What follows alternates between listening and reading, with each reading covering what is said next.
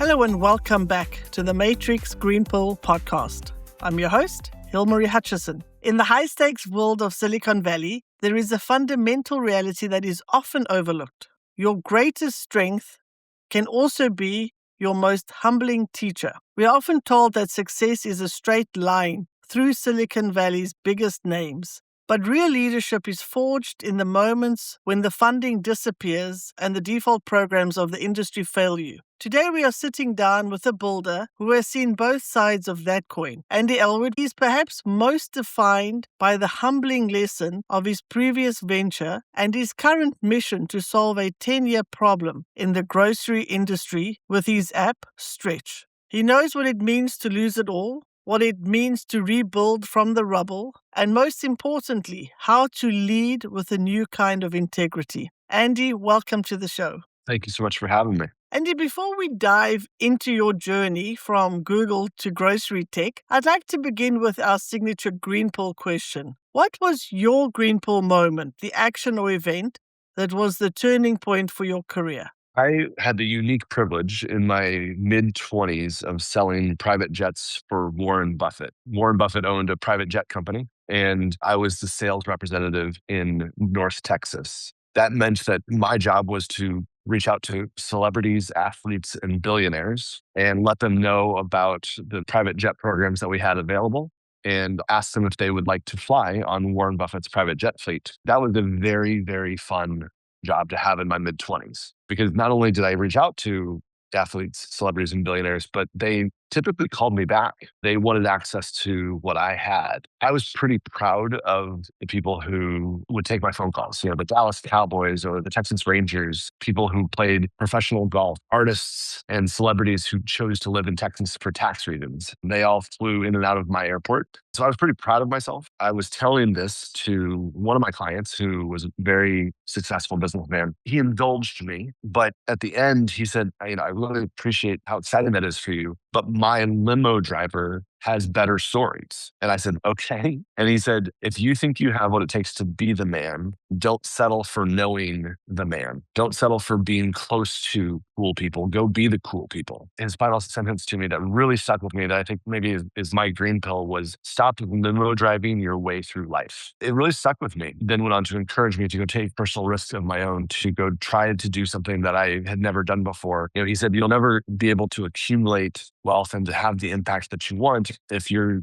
my sales guy. And that was kind of a turning point for me. I left that very cushy sales job and went out and joined my first startup. And that kind of made all the difference. Wow, what an incredible story. You were so proud of your job, but that you had somebody who was willing to show you a bigger picture and show you what you were doing wasn't going to be enough, that you could do a lot more with your life. And sometimes we just need those people in our lives who's willing to be honest with us and not just take what we say and eat it up as if it's true. I love that.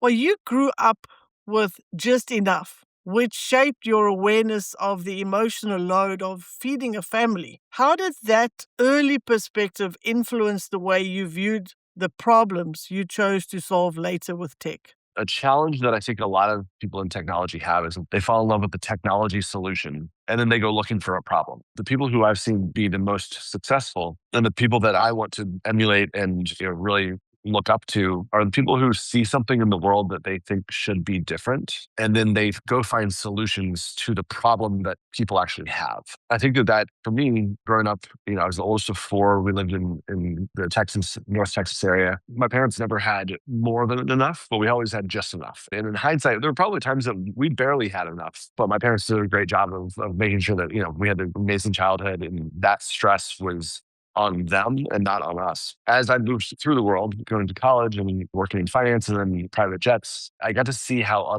the other side lived. I was very fortunate, as I said, to be in rooms that I probably would not have been able to get into in the way that I grew up because of the work that I did. I had a couple early successes in technology. They were a great company. They were interesting. But I said, if I'm going to keep doing this, I'm going to keep building. I want to build something that really solves a problem for everyday people, that solves a problem for hundreds of millions of people, not just rich people who need a little bit more convenience in their life. And so I think that's where kind of some of the hard and good problems that I have a chance to be creating solutions for, to fall in love with the problem first. And then your determination will be to find solutions that work for it, not try and shoehorn your solution into solving the problem. And that's something that I think, especially with the speed that technology is changing today, solutions are going to change that fast also, but problems are not going to change that fast. People need to feed their families. People need to be able to have shelter and to be able to feel security in jobs and in education and in healthcare. And those are things that are often overlooked by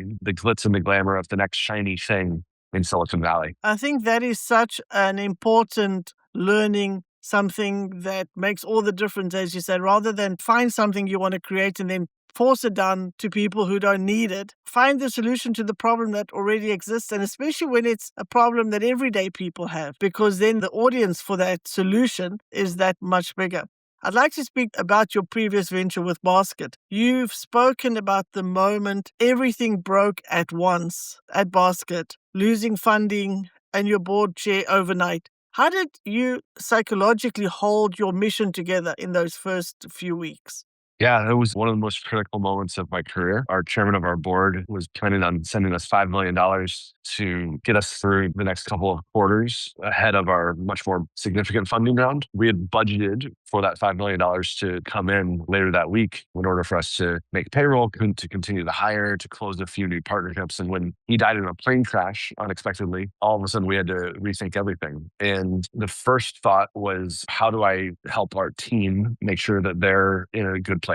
And that obviously cutting our salaries, the leadership team, and moving forward with, I ended up funding quite a bit of it out of just my own bank account for a period of time. Very challenging to do that for any sustained period of time, no matter how successful you are. But it's what leaders do. Is first you got to take care of your team. Then we start to think about, how do we take care of our users, right? The people who were relying on us to be able to have the information that they needed to feed their families. And then finally, take care of our partners, make sure that we're communicating with our investors, make sure we're communicating with our data partners and people who were paying us millions of dollars a year for that information. And took everything. I don't think I slept for a month because we were just constantly on the phone trying to keep people in the loop on what was happening. But unfortunately, we ended up losing team members who said they didn't sign up for that type of stress. We ended up losing investors who said, hey, I can't support you anymore. We ended up losing partners who said, because of where you guys find yourself, we don't have the funding, we don't have the data quality that you did previously, we're out. And all of those things, just one after another, made it a very challenging year. And this was in 2019. But we survived. We survived the year. We came out the other side and we said, hey, you know what? 2020 is going to be our year. And then unfortunately, the pandemic hit in March of 2020. And that was ultimately what kind of knocked us out completely. So the challenges that happened, they really test you, right? I think Mother Teresa once said, don't pray for a lighter load, pray for a stronger back.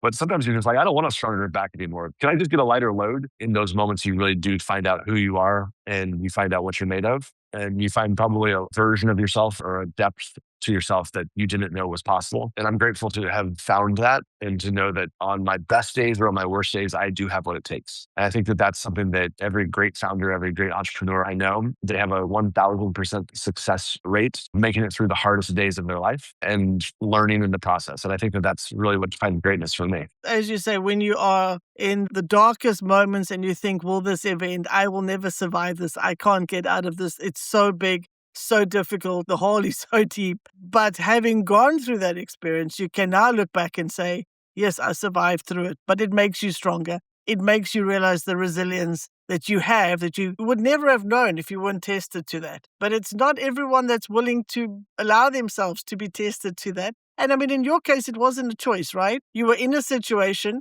Wow, I'm sorry to hear about your investor dying in a plane crash. I mean, who could have planned for that? And then who could have planned for COVID? So these were things that were outside of your control.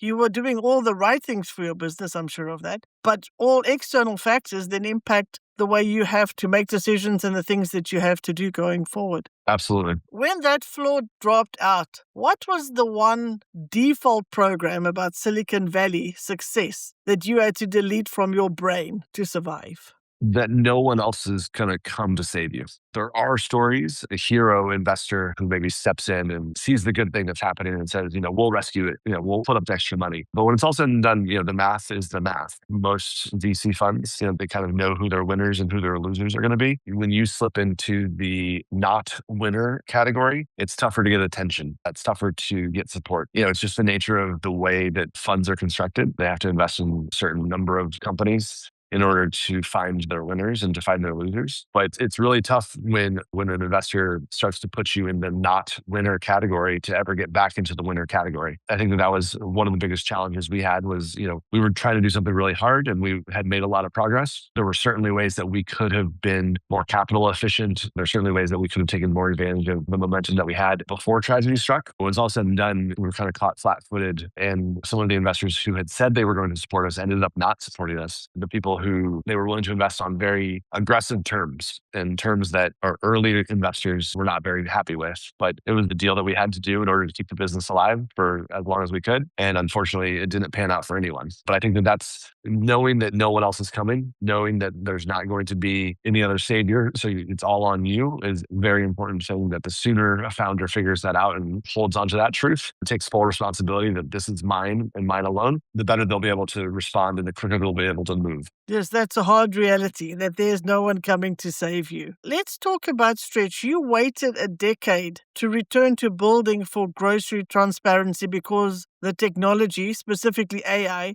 finally made it possible. What did that wait teach you about the difference between a good idea and a viable mission? I knew that I would want to jump back into building something. I did not know that I would jump back into building in the grocery space. I still have a lot of scars from Basket and what we tried to do there. I worked with my executive coach to come up with my list of non-negotiables, what it would take for me to ever become a founder again. Being a founder is something that most people should not do. You got to be a little bit crazy. But if you are driven crazy enough by the problem that you're trying to solve, if it's the thing that you say, I have to be the one to try and put my dent in the universe, then being a founder is the only thing you can do. And I knew that at some point there would be the pull to go back to trying to be a founder again. And there were a pretty high bar of things that would all have to be true at the same time for me to ever decide to disrupt my life and be in the founder's seat again, because it really does. It takes all of you. Those 4 non-negotiables prevented me from jumping in to ideas that were not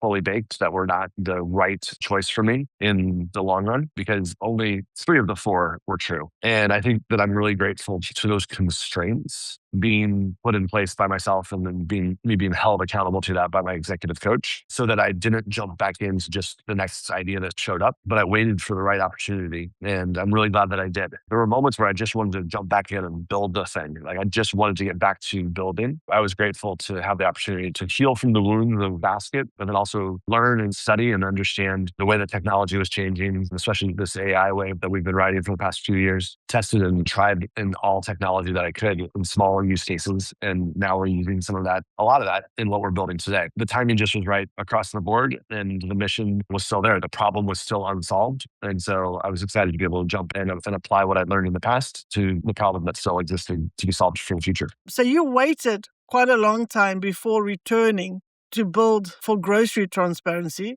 because the technology, specifically AI, finally made it possible. I love that you have an executive coach. I think everyone should have a coach. As you said, to have that list of non-negotiables and then to have somebody to hold you accountable is what saved you from just jumping into an idea. Because you say not everyone should be a founder, and you're right.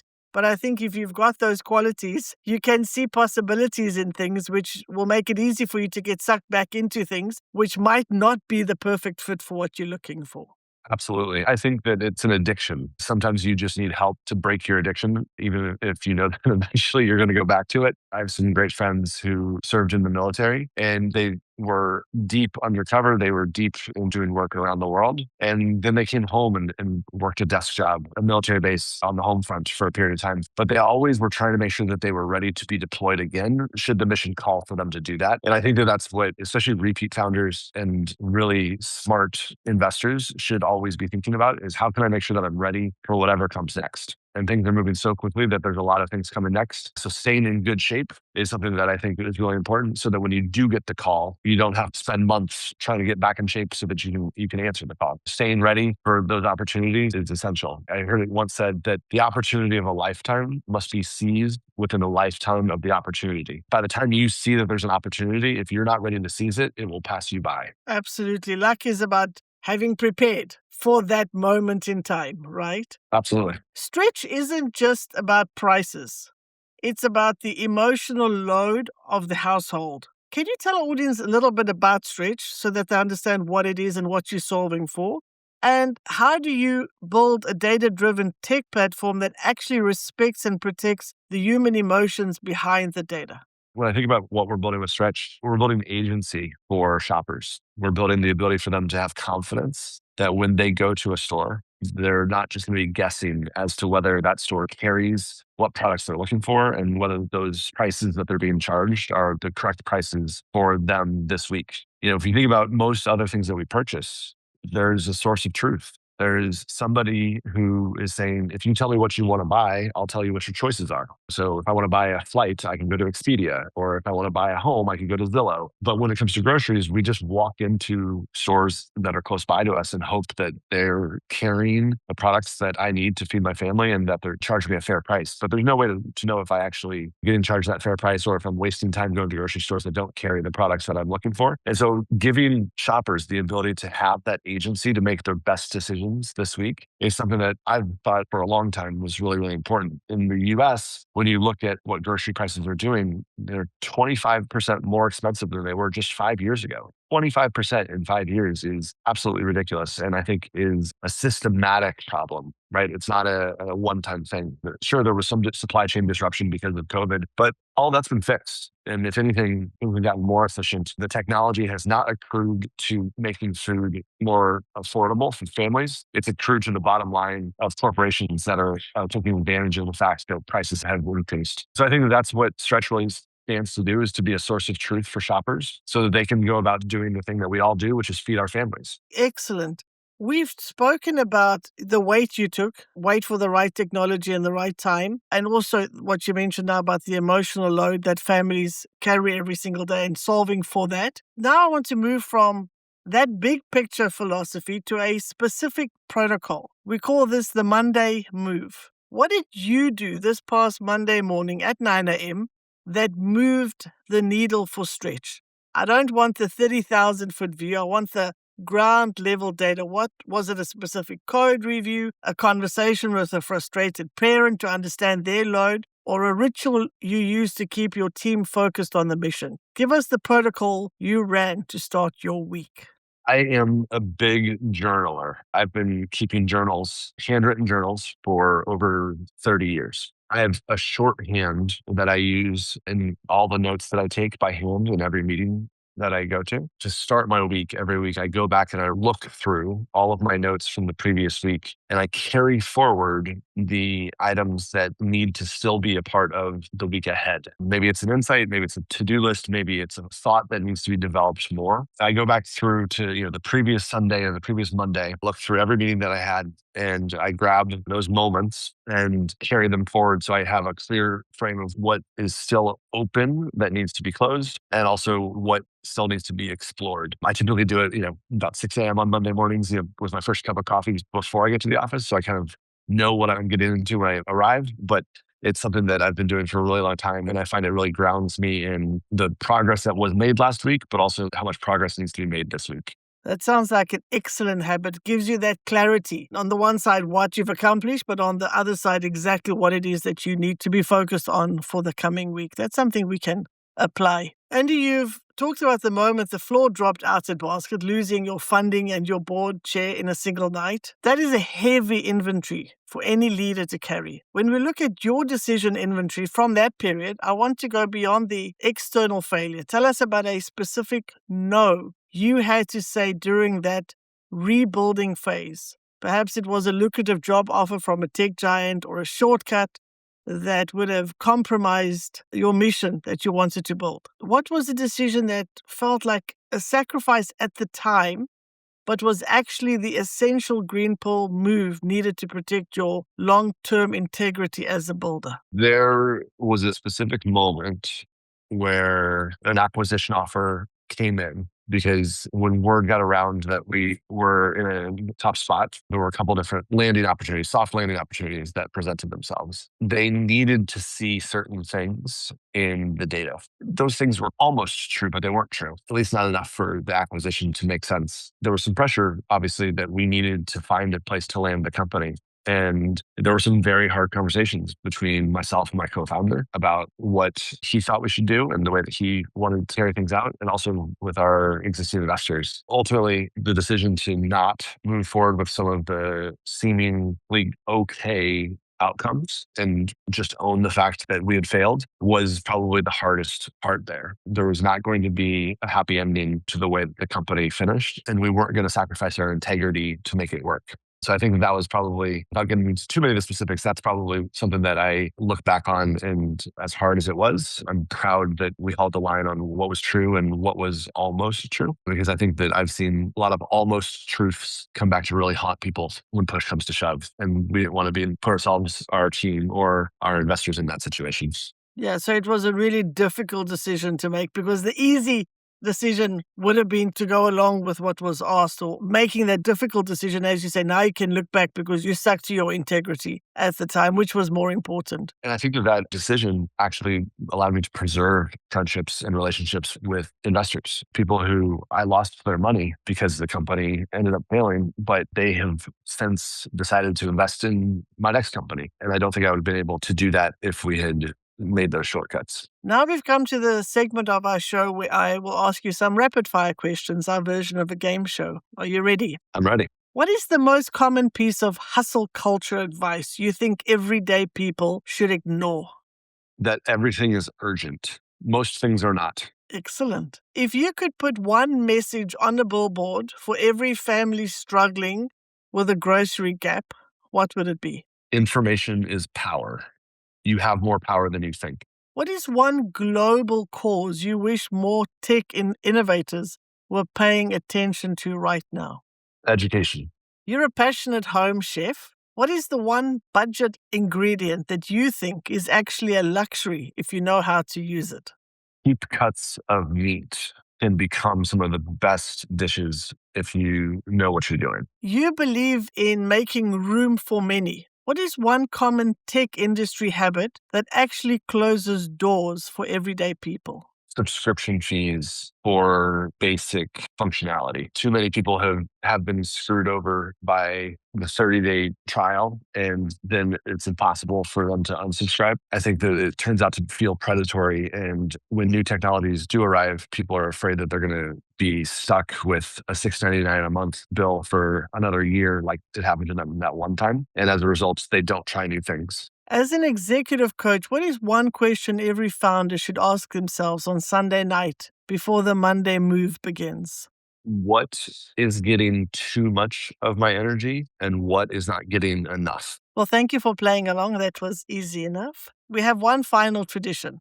We call it the Green Pill Reflection. I'm going to ask you one thing that you might feel a bit unsettling. Don't give me the PR answer, give me the truth. You spent years in Silicon Valley, where the mission was often moving fast and breaking things. Now that you are building Stretch for everyday families, what is the one Silicon Valley habit you still catch yourself doing that you know would actually hurt the people you're trying to help? Building for what investors and VCs think and not building for the people who are actually going to use the product. Andy, for those who want to help ease the emotional load of their own households or support what you're building at Stretch, where's the best place to find you? I grew up on the internet, so I am at Andy Ellwood on all things social, and my website is andyellwood.com. Would love to help us join the fight in bringing price and transparency to groceries. Perfect. Thank you very much. And also add those to the show notes. Andy, thank you for being real with us. And for our audience at home, we hope this conversation triggered a green pill moment for you. Until next time, continue to lead with empathy and integrity. If you enjoy our conversations, please like and subscribe. See you next Wednesday.